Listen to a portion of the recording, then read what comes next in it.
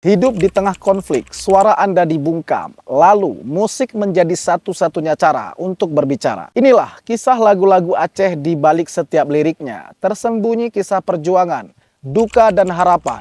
Musik mereka lebih dari sekedar hiburan. Musibah Aceh oleh cod murung kalau musik Arang tunggal Referendum wajib ditanya tuntut Acehnya. Konflik bersenjata di Aceh pada 1976 hingga 2005 tak hanya mengakibatkan trauma mendalam bagi warga Aceh, tapi juga diwarnai dengan represi di bidang musik. Sejumlah lagu karya seniman lokal kala itu mampu menyuguhkan karya yang mewakili keadaan masyarakat Aceh kala itu. Lewat lirik sarkas dan kritik kondisi militer di Aceh, para seniman menyuarakan lewat lagu yang membuat mereka akhirnya diperiksa oleh militer kala itu. Contohnya dalam lagu Haru Hara oleh Cut Azariska, Arakundo oleh Yusbi Yusuf, dan Musibah Betung oleh Nur Hayati featuring Ari Rama. Lagu ini mengisahkan sebuah peristiwa memilukan yang terjadi di Aceh. Selanjutnya lagu Korban Fitnah oleh Syekh Yuldi Prima, Yatim Lam Kandung oleh Nur Hadiza, dan I Mata Janda oleh Nur Hasanah Tala. Lagu ini menjadi simbol yang merekam emosi dan mempresentasi pengalaman korban konflik. Ada lagu Referendum yang dikumandangkan oleh M. Yaakob Taila.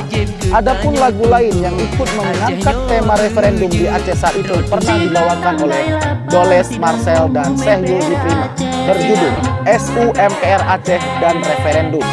Selanjutnya ada Doda Idi dan Panglima Perang. Doda Idi sejatinya adalah Nina Bobo atau lagu pengantar tidur bagi masyarakat Aceh. Lekat dengan sejarah masa lalu Aceh yang dibaluri oleh perang tak berkesudahan.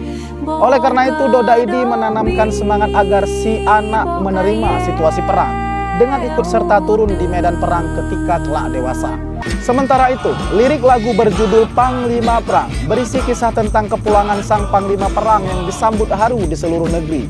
Muatan yang terkandung di dalam lirik-lirik lagu tadi amat jelas menyenggol kepentingan militer di Aceh waktu itu. Karya mereka laku besar di pasaran karena banyak diminati masyarakat Aceh saat itu. Namun, ekspresi para seniman tersebut disambut dengan pemberedelan lagu-lagu karya mereka oleh penguasa darurat militer. Sejumlah musisi dipanggil, dimintai klarifikasi, disusul dengan razia terhadap sejumlah kaset.